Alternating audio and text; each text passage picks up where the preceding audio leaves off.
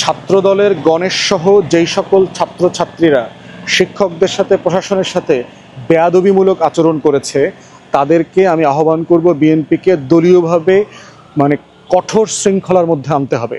এই ধরনের ছেলেরা এখনও ভিসিট টেবিলে চাপড়ানোর পরেও 24 ঘন্টা পরেও তাদেরকে দল থেকে বহিষ্কার করা হয় নাই। বিএনপিকে বলছি, আপনারা যদি সত্যি আগামী দিনে রাজনীতি ভালো করতে চান, অন্যান্য ছাত্র সংসদ নির্বাচনে ভালো করতে চান, এই গণেশের মতো লোকরাই আপনাদের নির্বাচনের গণেশকে কিন্তু উল্টায় দিবে। সারা বাংলাদেশে ডাকসু নির্বাচন এখন talk of the town and talk of the country as well. প্রথম কথা হচ্ছে যে একটা বিশ্ববিদ্যালয়ের ছাত্র সংসদ নির্বাচন নিয়ে আসলে এত উচ্ছ্বাসের কি কারণ, এইটা আমি নিজেও বোঝার চেষ্টা করতেছি। কারণ হচ্ছে যে ছাত্রছাত্রীদের ভিতরে 24-এর যে গণ অভ্যুত্থানের যে এক্সাইটমেন্ট, সে এক্সাইটমেন্টটা এখনও রয়ে গেছে।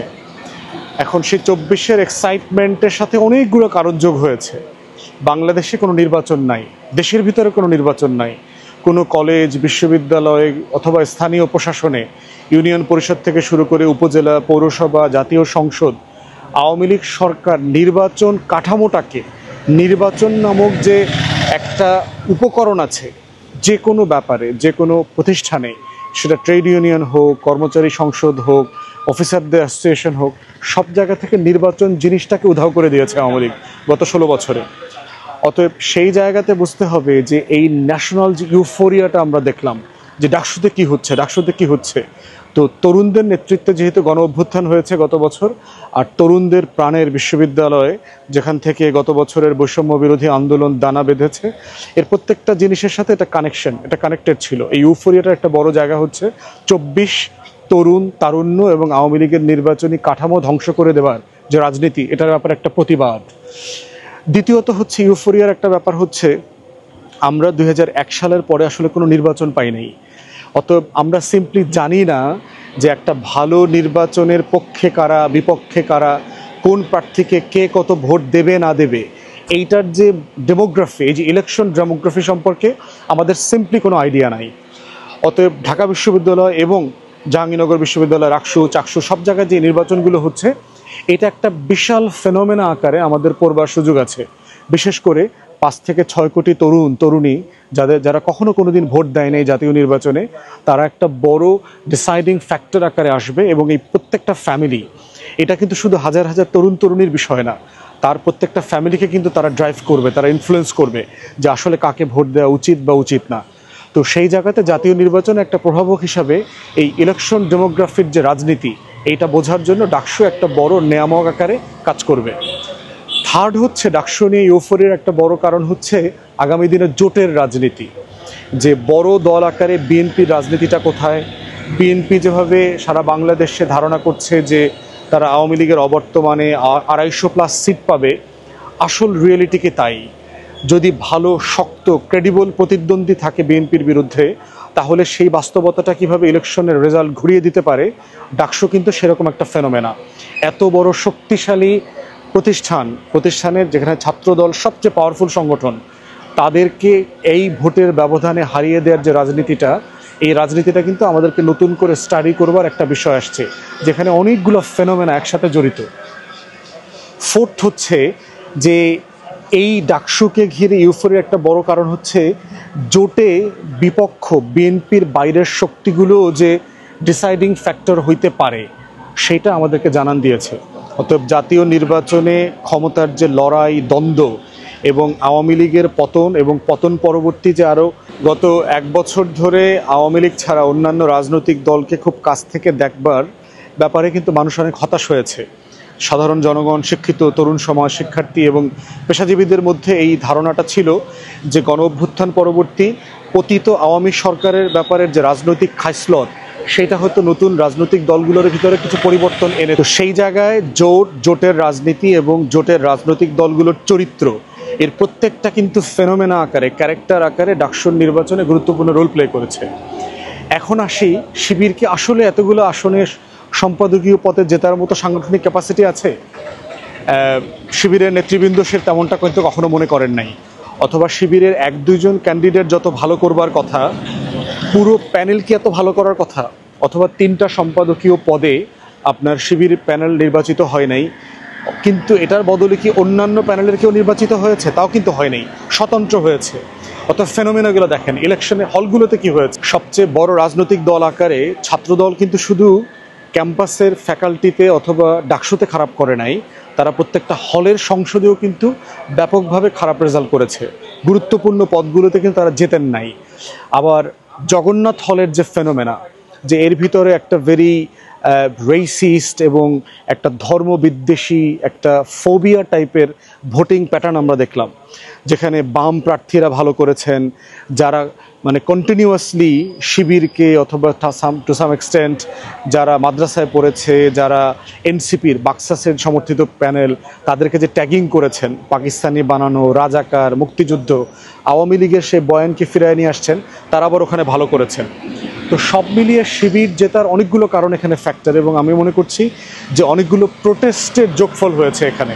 একটা প্রোটেস্টের জায়গা হচ্ছে যে গণ অভ্যুত্থান পরে ট্রলিং এবং ট্যাগিং করা যে একটা বাজে কালচার আগে ছিল, ছাত্র সমাজ কিন্তু নতুন করে কোনো প্যানেলকে অথবা কোনো প্যানেলের প্রার্থীকে ৭১, পাকিস্তানি, মুক্তিযুদ্ধের বয়ানের পক্ষের শক্তি, বিপক্ষের শক্তি, এই যে আওয়ামী চেতনা ব্যবসা, এই ব্যবসাটাকে এনে এই প্যানেলকে ইম্পোজ করার যে চেষ্টাটা করেছে, এটা হিতে বিপরীত হয়েছে। ছাত্র সমাজ এটা ভালোভাবে নেয় নেই, এবং তরুণ তরুণীরা সবাই বলেছে, তাদের বিভিন্ন ইন্টারভিউতে দেখলাম যে ২৪-এর গণ অভ্যুত্থানের অবদানের পাশাপাশি তারা দেখবার চেষ্টা করেছে কারা আসলে একটা স্বচ্ছ পরিচ্ছন্ন ক্যাম্পেইন করতে চায়, কাদের ভিতরে অহংকার কম, কারা বেশি বিনয়ী, যারা স্টুডেন্ট ফ্রেন্ডলি, যাদের ট্র্যাক রেকর্ড ভালো, একাডেমিক রেকর্ড ভালো, যারা এই গণেশের মতো একটা অভদ্র বেয়াদব না। এই বেয়াদবির বাইরে উঠে কারা আসলে একটা পরিচ্ছন্ন ক্যাম্পেইন করতে পারবে অথবা পেরেছে, এটাকে কিন্তু ছাত্র সমাজ মূল্যায়ন করেছে। এবং ট্র্যাডিশনালি কিন্তু শিবির অথবা এই ধরনের ডান ঘরানার প্যানেলগুলো, মেয়েদের হলের ভালো ভোট পায় না। ধারণা করা হচ্ছিল উমামা থেকে শুরু করে যারা মেয়েরা আছে তারা অনেক বেশি ভালো করবে, অনেক বেশি মেয়েদের ভোট পাবে, কিন্তু মেয়েদের হলগুলোতেও দেখলাম যে শিবিরের ভোটের সংখ্যা অনেক বেশি। যেটা মনে করা হয়েছিল যে আসলে শিবিরের কি এই পরিমাণ ভোট আছে, তার কি এত নেতাকর্মী আছে, এটা আসলে ব্যাপারটা তা না। ইভেন আমার বিশ্বাস শিবিরের অনেক নেতাকর্মী আশ্চর্য হয়েছে যে এই পরিমাণ ভোট তারা পেয়েছে। সাদেক কায়েমের যে পরিচিতিটা হয়েছে গত ১ বছরে অথবা প্রকাশিত হয়েছে ২৪-এর গণ অভ্যুত্থানের কারণে, ফরহাদ কিন্তু এই লেভেলে পরিচিত ছিল না, কিন্তু একটা রিট করে তাকে যেভাবে নির্বাচন থেকে সরানোর চেষ্টা করেছে এই সকল মানে দিল্লির আধিপত্যবাদী রাজনীতি যারা করে ক্যাম্পাসে এবং বাংলাদেশে, এই মুক্তিযুদ্ধের চেতনা ব্যবসা যারা করে, এই পতিত সিপিবির রাজনীতি, কলকাতার রাজনীতি করে বাংলাদেশে বসে, তাদের এই বয়ানটা কিন্তু পরাজিত হয়েছে। অতএব বিভিন্ন কারণে ডাকসুর নির্বাচনটা আমাদের সবার জন্য আগামী জাতীয় নির্বাচনকে রিড করবার একটা গ্রামার তৈরি করেছে, এবং আগের আমাদের যে নির্বাচনের গ্রামার ছিল এর কোনো গ্রামার এই গ্রামারের সাথে মিলবে না। এবং এই ডাকসু, রাকসু, চাকসু, জাহাঙ্গীরনগর বিশ্ববিদ্যালয় থেকে শুরু করে যেখানে যেখানে আগামী দিনগুলোতে নির্বাচন হবে, এর প্রত্যেকটা নির্বাচন বাংলাদেশের আগামী রাজনীতির মনস্তত্ত্বকে বিন্যাস করবে। অতএব আমরা আমাদের জায়গা থেকে মনে করছি যে এই রাজনীতিটাকে আমাদের বোঝা আগামী দিনের ভবিষ্যৎ রাজনীতির জন্য গুরুত্বপূর্ণ। এখন কনসিকুয়েন্স দেখেন, বাংলাদেশের ডিপ স্টেট কিন্তু বহুভাবে চেষ্টা করছে এই নির্বাচনটাকে ইনফ্লুয়েন্স করবার জন্য। একটা আসন ভাগাভাগির চেষ্টাও তারা করেছে, যে এই প্যানেল থেকে ভিপি দেন, ওই প্যানেল থেকে জিএস, ওই প্যানেল থেকে এজিএস, সকল দক্ষিণপন্থীদের উত্থান ঠেকানোর জন্য।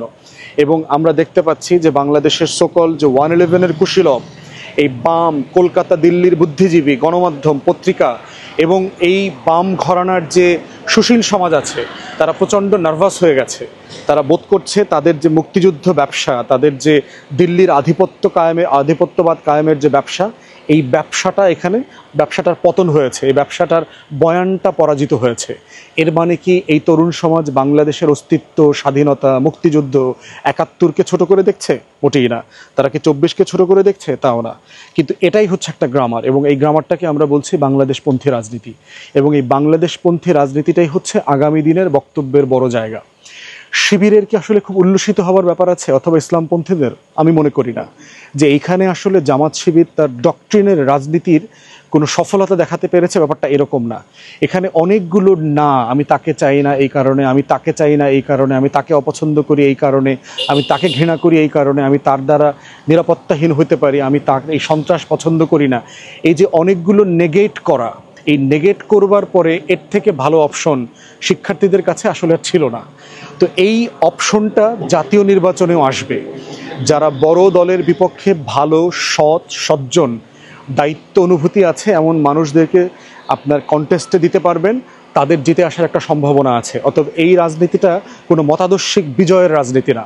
এই জন্য শিবির থেকে শুরু করে টোটাল প্যানেলকে অত্যন্ত সতর্ক হতে হবে যে এইটা এখানে ইসলামের বিজয় হইছে, অথবা কোনো মতাদর্শের বিজয় হইছে, অথবা এটাই বাংলাদেশের ভবিষ্যৎ। এই ধরনের রাজনীতির ফাঁদে পা দিলে আমরা কিন্তু আবার ওই জঙ্গি মৌলবাদী রাষ্ট্র, ওয়ার অন টেররের যে বয়ান পশ্চিমা এবং ভারতের আছে, সেটার মাধ্যমে কিন্তু আমরা বিপদে পড়ব।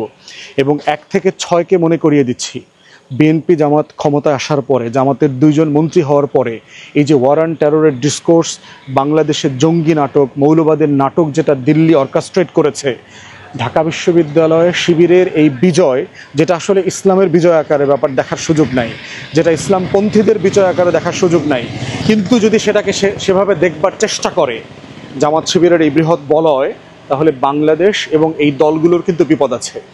2001 থেকে 6-এর পরের যে বিপজ্জনক রাজনীতি তাদেরকে লগি বৈঠা থেকে শুরু করে গত 16 বছরে ফেস করতে হয়েছে, তাদের উপরে এরকম খড়গ নেমে আসবে। তাই বিজয়ী প্রার্থীদেরকে বলছি, কাউকে এক্সক্লুড করা, কোনো মতাদর্শিক রাজনীতি, সুশীল, বাম যাদেরকে পছন্দ করা হয় না, তাদের জায়গা থেকে তাদের স্পেসকে যেন সংকীর্ণ করা না হয়, তাদের স্পেসকে যেন ছোট না করা হয়। ক্যাম্পাসের সবাই যার যার জায়গা থেকে, সেটা ইসলাম বিদ্বেষী হোক, সেকুলার হোক, যে যে রাজনীতি করতে চায় তাকে রাজনীতি করার অধিকার দিতে হবে। তাকে বয়ান দিয়ে, যুক্তি দিয়ে, তর্ক দিয়ে পরাজিত করতে হবে, তাকে শক্তি দিয়ে না। অতএব সেটা করলে কিন্তু বাংলাদেশ বিপদে পড়বে, তাদের রাজনীতিও বিপদে পড়বে। তাই মোটা দাগে ডাকসুর নির্বাচনটা আসলে আমাদেরকে অনেকভাবে দেখবার সুযোগ করে দিয়েছে, এবং এটা নিয়ে আরও অনেক পর্যালোচনা করবার সুযোগ আমাদের সামনে আসবে, আমরা সেটা নিয়ে কথা বলবো। বাট আপাতত মনে করতেছি যে সব পক্ষ নির্বাচনের ফলাফল মেনে নেওয়া দরকার, কারণ নির্বাচন যথেষ্ট পরিমাণ সুষ্ঠু হয়েছে। এবং আরেকটা গুরুত্বপূর্ণ হচ্ছে, 78% উপরে বেশি ভোট পড়েছে, যেটা বাংলাদেশের ইতিহাসের অন্যতম একটা বিরল ঘটনা। যারা প্রায় আমাদেরকে প্রশ্ন করে আওয়ামী লীগ ছাড়া কি নির্বাচন হবে, জাতীয় পার্টি ছাড়া কি নির্বাচন হবে, ডাকসু তার প্রমাণ। ছাত্রলীগ ছাড়া, জাতীয় পার্টির প্যানেল ছাড়া একটা নির্বাচন হয়েছে, যেই নির্বাচনে 78% ছাত্রছাত্রী ভোট দিয়েছে, এবং যেই নির্বাচনে দেশের সবচেয়ে শিক্ষিত, সচেতন তরুণ গণ অভ্যুত্থানের পক্ষে শক্তি ছিল, এবং সেই নির্বাচনে জগন্নাথ হল, যেটা ধরে নেওয়া হয় ছাত্রলীগের একেবারে ট্রেনিং গ্রাউন্ড অথবা ক্যাম্প, সেখানেও তারা ভোট দিয়েছে, তারা তাদের প্রার্থীকে ভোট দিয়েছে। তারা উমামা ফাতেমা অথবা মেঘমোল্লার বসুর মতো চরম ইসলাম বিদ্বেষী, মুক্তিযুদ্ধের ব্যবসা বাণিজ্য যারা করে, সেই রকম চক্রগুলোকে তারা ভোট দিয়েছে। এবং এই ভোটের প্যাটার্নটাও কিন্তু বাংলাদেশের স্থিতিশীলতার জন্য দুঃখজনক হবে ভবিষ্যতে, যদি তাদেরকে সবাইকে আমরা বাংলাদেশ ফোল্ডের পলিটিক্সে আনতে না পারি। যারা পরাজিত হয়েছে দেখলাম যে অনেকগুলো প্যানেল এই নির্বাচন প্রত্যাখ্যান করেছে, কিন্তু প্রত্যাখ্যান করবার মতো কোনো ভ্যালিড এভিডেন্স, ক্রেডিবল এভিডেন্স আমরা এখন পর্যন্ত দেখি নাই। 1, 2, 4টা যে অভিযোগ আসছে, আমরা চাই প্রশাসন এগুলো সিরিয়াসলি তদন্ত করুক, তদন্ত করে এটার একটা ন্যায্য ফয়সালা করা হোক। ছাত্রদলের গণেশ সহ যেই সকল ছাত্রছাত্রীরা শিক্ষকদের সাথে, প্রশাসনের সাথে বেয়াদবিমূলক আচরণ করেছে, তাদেরকে আমি আহ্বান করব বিএনপিকে দলীয়ভাবে কঠোর শৃঙ্খলার মধ্যে আনতে হবে। এই ধরনের ছেলেরা এখনও ভিসিট টেবিলে চাপড়ানোর পরেও 24 ঘন্টা পরেও তাদেরকে দল থেকে বহিষ্কার করা হয় নাই। বিএনপিকে বলছি, আপনারা যদি সত্যি আগামী দিনে রাজনীতি ভালো করতে চান, অন্যান্য ছাত্র সংসদ নির্বাচনে ভালো করতে চান, এই গণেশের মতো লোকরাই আপনাদের নির্বাচনের গণেশকে কিন্তু উল্টায় দিবে। অতএব এই ধরনের অভদ্র বেয়াদবদেরকে অবিলম্বে আপনারা দল থেকে বহিষ্কার করেন।